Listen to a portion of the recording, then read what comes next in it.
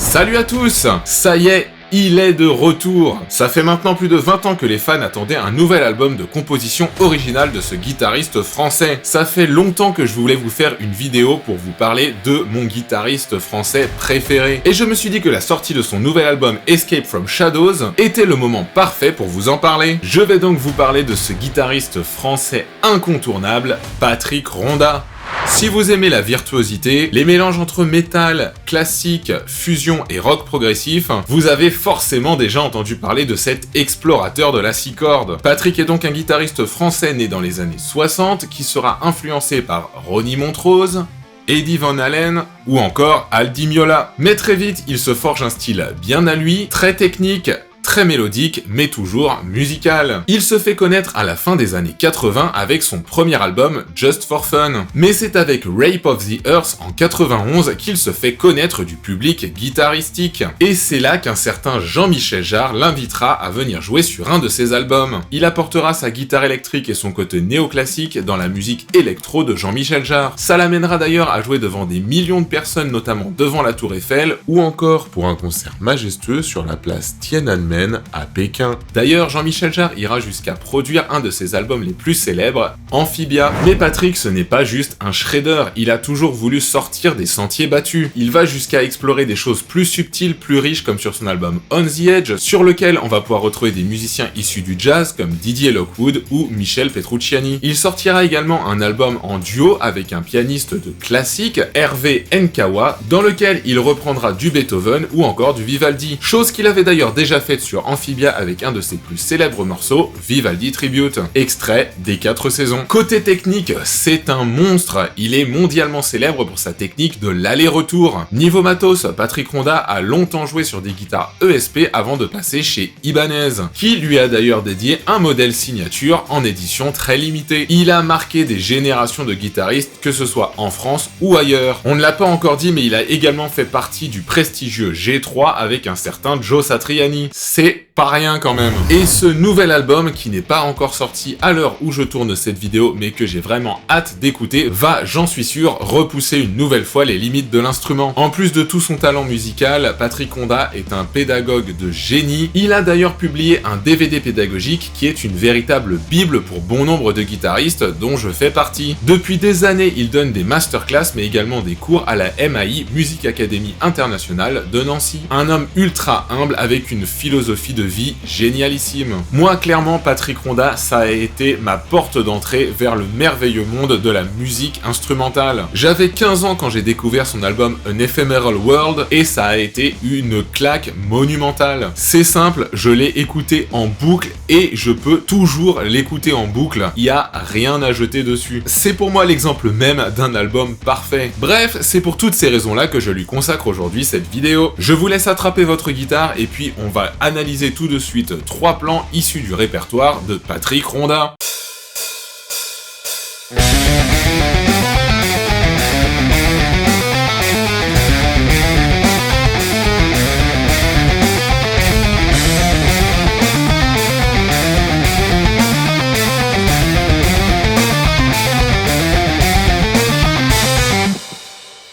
Ce premier extrait est issu de la pièce monumentale de 12 minutes, Tétis. Ce riff intervient à peu près à 3 minutes en partant du début du morceau. C'est un riff assez chromatique, il y a vraiment une approche prog dans ce riff. Comme c'est chromatique, on est dans un contexte harmonique assez tendu. L'idée, je pense ici, c'est que avec la basse, si vous écoutez dans le morceau original, j'ai un peu triché sur le backing track, ça reprend pas exactement le morceau original, mais si vous écoutez vraiment le morceau original, il y a une espèce de tension entre les claviers et la basse, et du coup cette guitare complètement chromatique. Alors comme je l'ai dit tout à l'heure, un des trucs caractéristiques chez Patrick Rondat, c'est son utilisation de l'aller-retour. Il utilise très fréquemment, presque tout le temps, la technique de l'aller-retour. Ici, le riff ne fait pas exception, donc il va falloir garder un débit régulier de bas, haut, bas, haut, bas, haut, etc. On est donc à la 7e case.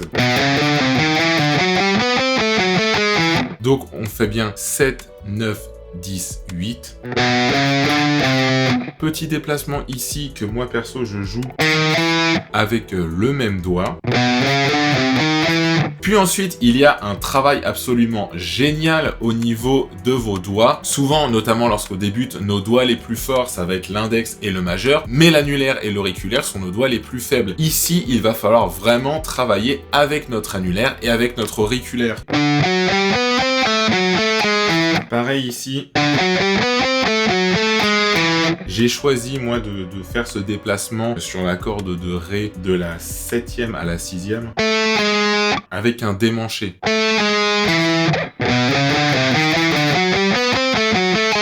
On joue ça 4 fois, puis on va venir jouer exactement la même position à la 10e case sur notre corde de Mi grave.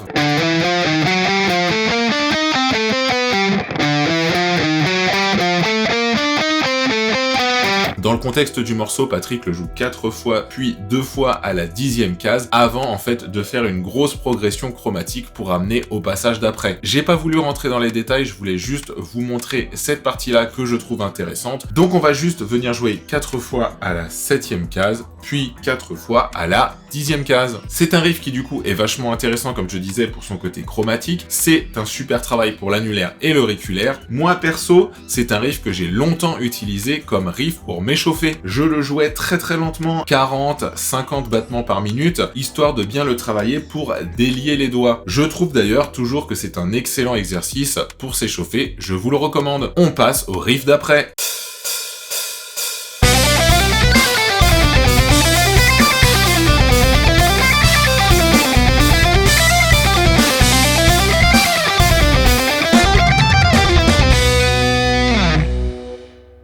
Tout à l'heure, je parlais du fait qu'il était un grand pédagogue et qu'il avait sorti notamment un DVD qui m'avait énormément influencé. Ce DVD, c'est Virtuosité et Vélocité à la guitare que je vous recommande bien évidemment vivement. J'ai joué en boucle les exercices de cette vidéo et je vous en propose maintenant un extrait. Un truc assez inhérent à son jeu que l'on retrouve dans plusieurs de ses leads notamment, c'est les sauts de cordes. Le plan que je vous ai choisi ici se trouve tout simplement sur une gamme de La mineur ou de Do majeur. Donc toutes les notes sont issues de ce mode-là et on va venir faire des montées, des redescentes, montées, redescentes en incluant en fait des sauts de cordes. On part 9e case, corde de Ré et on monte comme ça. 9, 10, 12, 9, 10, 12. Pour la première tourne, on fait tout simplement 10, 12, 13 sur la corde de Si avant de redescendre. On va donc monter, redescendre, puis remonter, sauf que au lieu de venir jouer le 10, 12, 13 ici, on va sauter cette corde de Si pour aller directement sur la corde de Mi et jouer 7, 8, 10 avant de redescendre. On va rester fixe sur nos cordes de Ré et de Sol et c'est juste la partie la plus aiguë qui va changer.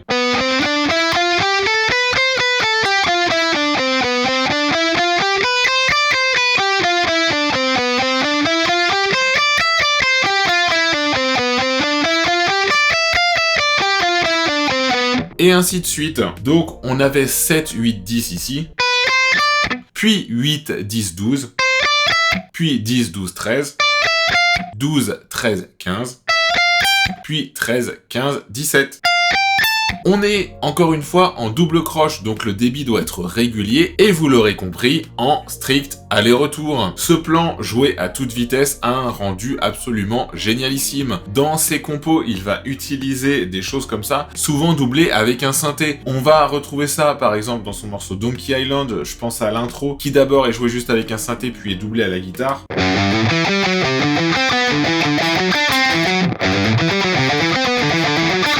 Voilà, vous voyez ce riff-là qui utilise énormément les sauts de cordes. Et bien, pour travailler ces sauts de cordes, je trouve que cet extrait, il est redoutable. Passons au dernier extrait.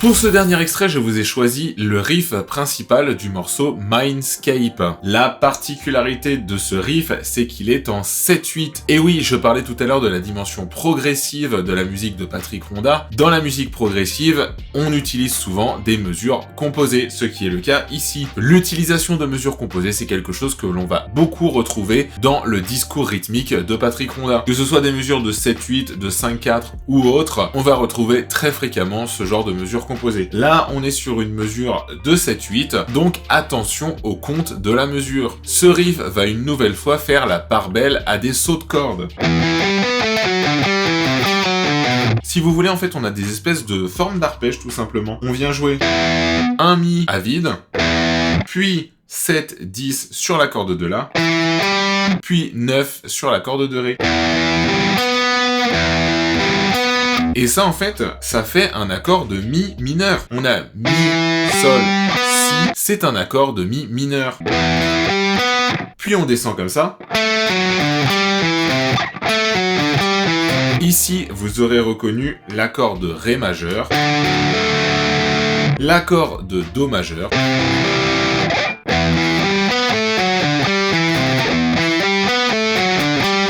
puis l'accord de si mineur, auquel on vient faire une petite excentricité puisqu'on vient rajouter un sol. Essayez de visualiser un petit peu ces triades, c'est déjà un travail très intéressant, et là ce qu'il fait du coup c'est qu'il enchaîne en fait les descentes de triades. Moi perso je trouve que ce riff il sonne super bien. La particularité du 7/8 ça le rend encore plus intéressant. Donc on fait ça, ensuite on vient pas jouer le si mais on joue un power chord de la. Ensuite, on vient faire une descente. C'est vraiment tout simplement un bout de gamme qui va venir ponctuer. Vous avez vu, on est en double croche, mais ce petit bout de gamme, il est en triple croche, donc c'est vraiment un petit sursaut hyper rapide. Vous avez vu là, il y a un assez gros saut de corde, puisqu'on descend. On est ici, 8e case, corde de mi grave. Et on commence ce petit speed burst en fait à la 7e case, corde de sol. C'est vraiment juste un petit bout de notre gamme de sol majeur joué comme ça. Voilà, c'est juste un petit bout. Le truc intéressant à noter, c'est que quand la batterie commence, on a en fin de compte un décompte de 7 mesures. Regardez là, 1, 2, 3, 4, 5, 6, 7, avant d'enchaîner normalement sur le riff d'après. Alors, normalement, comme on est chez Patrick Ronda, l'ensemble de ce riff doit être joué en aller-retour. Moi, perso, j'y arrive beaucoup plus facilement à ne pas respecter vraiment le strict aller-retour. Vous voyez que quand je fais la redescente des triades, moi, je fais des petits sweepings. Pour moi, c'est plus facile. Si vous voulez vraiment le jouer dans l'esprit de Patrick Ronda, je pense qu'il le joue entièrement en strict aller-retour. Mais j'espère qu'il ne m'en tiendra pas trop rigueur. Et voilà, on est arrivé à la fin de cette vidéo. Comme d'habitude, c'est une vidéo qui a besoin de vous pour vivre. Alors, je vous laisse me mettre un pouce en l'air si ça vous a plu, me laisser un petit commentaire pour me dire si vous connaissiez Patrick Ronda avant la vidéo. Si vous avez écouté ses albums, dites-moi quel est votre morceau préféré, bien évidemment. Moi, je dois bien vous dire que le morceau qui m'a marqué lorsque j'étais adolescent, c'est bien évidemment la pièce Tethys, issue de l'album An Ephemeral World. Si vous aimez la technicité, si vous aimez la musique progressive, si vous aimez la mélodie, je pense que sa musique est faite pour vous. Et si par hasard, Monsieur Ronda, vous tombez sur cette vidéo, eh bien, merci pour tout ce que vous m'avez apporté. Moi, je vous donne rendez-vous très bientôt pour une nouvelle vidéo. En attendant, bon courage pour travailler les exercices qu'on a vus aujourd'hui. Ciao, ciao!